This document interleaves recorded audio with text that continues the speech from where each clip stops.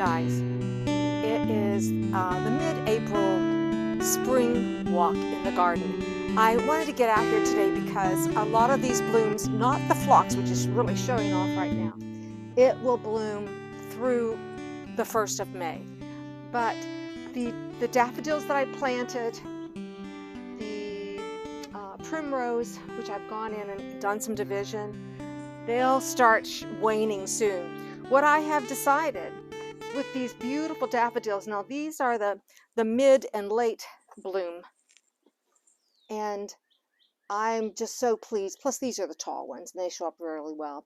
But I've decided the early season I'm probably not going to buy again because we get snows that just destroy them. They don't get a chance to really shine.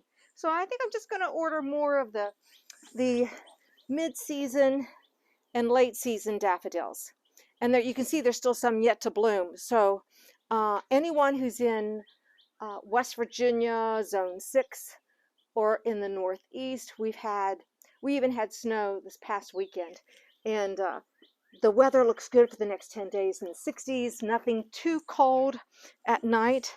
But I thought it'd be a nice time to just show you how I'm going to duplicate this type of mid to late season daffodil for next year. This is my first year to really throw some more in the ground, and I'm real pleased. The other thing going on, these tulips have been here. This is their 3rd season, and I am so pleased how they have come back, and that the moles and voles and the cat hasn't gone in and dug up all the tulip bulbs. So at night, these close up beautifully, and during the day, they open up, which I've seen a few bees out. These have just started to bloom. I don't remember the names, and if I can find the names, I'll put it on the screen or in the description. So as we walk around, you can see the phlox. I love how it crawls over top our rocks. And these were just small little starts. If you dig up some phlox, well, I won't do that now, but you can just dig up a wad and stick it in the ground and it takes off. I just love it. So as we walk through here, you can see how much green has happened since maybe last week's video. Plus I got to mow this week and I think it looks beautiful. Thanks to my neighbor Jim. And I give a shout out to Myshyra from Myshyra Jenkins, yeah, from Greenworks Pro. Right. We have a battery operated mower, and I went to start it. The battery was charged, and we got to put it, once I put it in the mower, I got 3 little dings. So I got on their technical support, and Myshyra Jenkins, she got on there and she goes, is your battery charged? Put it in she had me go through a process. Now put it in the mower. And I did, and she heard the ding. She goes, I know what it is. We'll have to send you a whole new tool. Well, I was thinking battery the whole time she's saying tool. And, you know, the process was a little long, but I was very patient, and she was amazingly patient, particularly with my skills on we actually had a copy of our receipt from the mower that we purchased 2 years ago, which is bizarre. And now I am committed, no matter what appliance I buy, I'm stapling my receipt or keeping it on my phone with the booklet, because that made all the difference. And the warranty, put that warranty in. But anyhow, Myshyra Jenkins, after an hour and a half or so on and off, she said, well, in 7 to 10 days, we're sending you a whole new tool. I said, you mean a battery? And she goes, no. Your battery's fine. It was the machine. And Reggie was sitting beside me. We both go, oh, and she giggled. But anyhow, I am so pleased with the service. So, and anyhow, Jim has an electric mower. I have to tell you, this is a small yard, and I've had gasoline mowers, which I don't want anymore. We're too close to the water table, and it's too stinky, and it spills. Electric mower works great because we have a hookup. And then I really do like the battery-operated mower as well. So Jim, he let me use it. He was mowing. He let me borrow it, and I got it mowed and weed-eated. And doesn't it look beautiful? I'm just going on and on. Here's a clump of tulips, too. These are 3 years old. You just never know if they'll come back. but they're going to stay there until something digs them up. And this is a good sign to let you know deer are not in my yard, because deer would be eating those.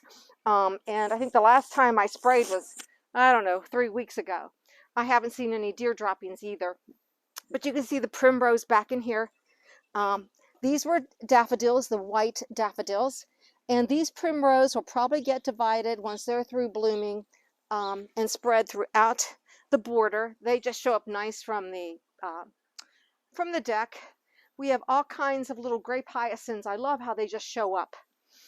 You know, I didn't plant any of these, and I just love it in the spring how they dot themselves out throughout your garden. And now I used to, oh, here we go. I thought these hadn't come back.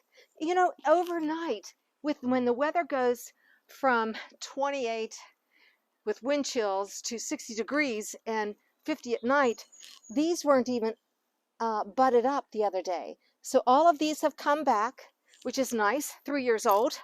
I did have a stand back in here, but I do have one cat that digs, and I know that's what happened. And that's all right. This will get filled with daffodils for next spring. Anyhow, things are just coming alive.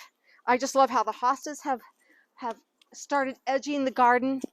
And you can see how these daffodils, these again are the mid-season to late season, and they just add so much color. And they're not being beaten down by the cold and the snow. I want to keep those. So we've got the deck ready to go. I need to plant something there. And this new walking pathway, you can see how nice it's going to look once all the hostas. Oh, look what else. The heads of the ferns have all popped up since yesterday. I was out here mowing and these weren't up. There's actually a fern through the night.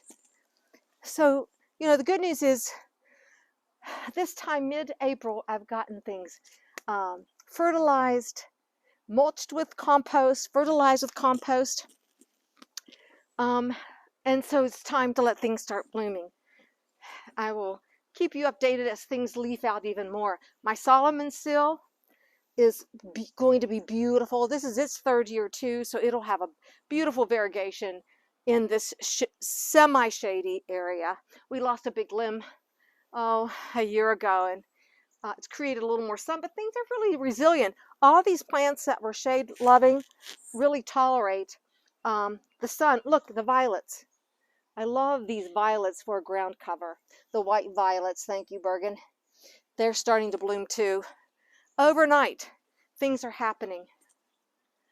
And it's just, we all need to get out every day and look at your gardens. You can see the clematises are getting a lot more leaf.